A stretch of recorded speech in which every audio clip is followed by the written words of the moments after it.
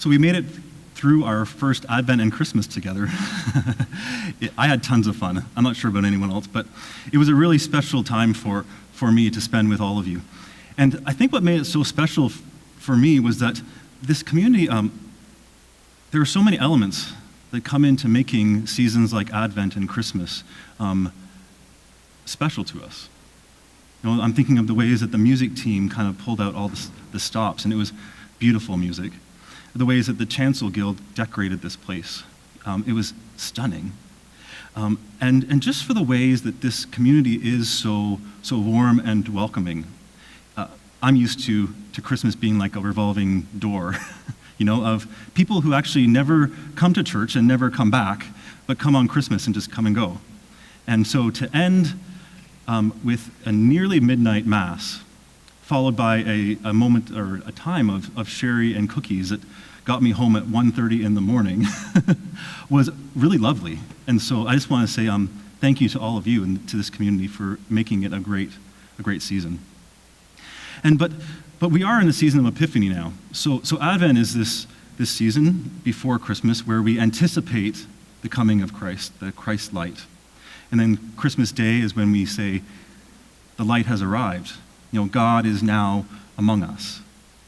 And the season of Epiphany is when we say, so where do we see that light in our world here and now?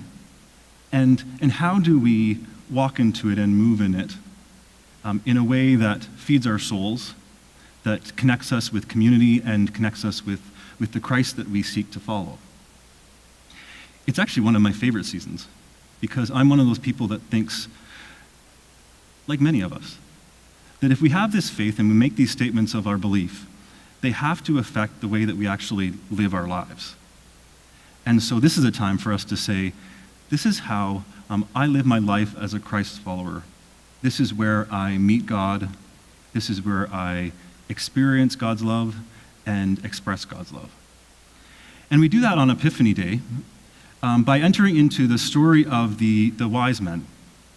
And so these wise men are foreigners in a foreign land. They're astrologers, philosophers, well-educated, prestigious men.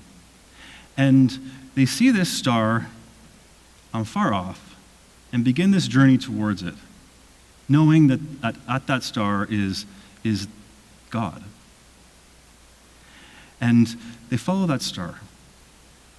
What I find so incredibly powerful about that story, that part of the story anyway, is that God chooses to reveal God's self in the language of the person that God's trying to reach.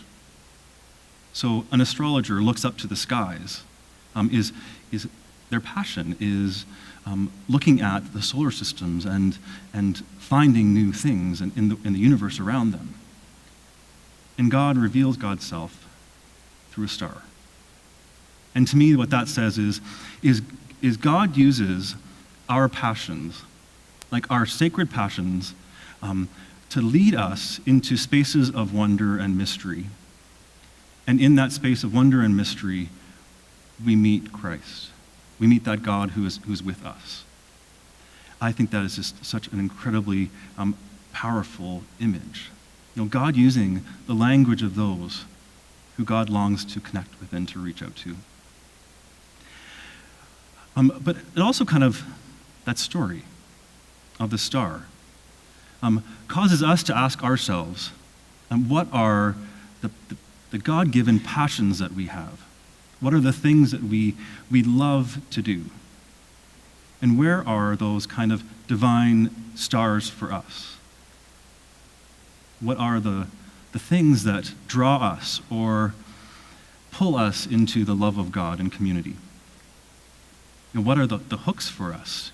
And what has drawn us here and now? For me, the big draw, the big star for me is belonging. You know, that God-given sacred belonging that is something that we all need and something that we're all called to walk into and something that is incredibly valuable about being in community. I had an experience of belonging with you on New Year's Eve, we decided to hold an agape meal. So what that is it's a worship service centered around a meal table that has a Eucharist or communion attached to it. And so we actually set up a banquet table right here in the front. And we had music and poetry and comedy and really just a wonderful spirit of family and belonging and home that I needed as much as anyone else did. And it was one of those things that the space was just full of the spirit of home. And it was and I kind of designed the service thinking, well, that might be kind of nice to do. And it ended up being this space of real wonder and mystery.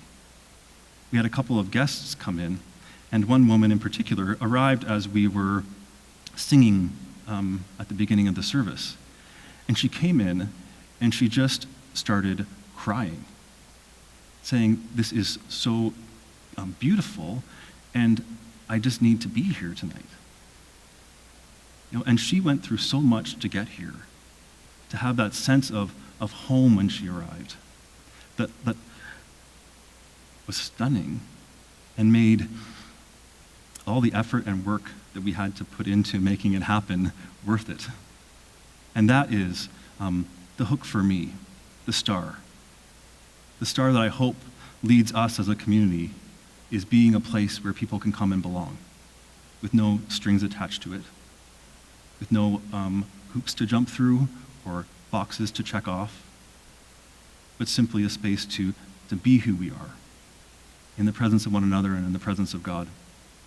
And I think that's so important to me because, like many of you, I've had experiences of not belonging, of feeling like I don't fit in and I don't belong, even in the church.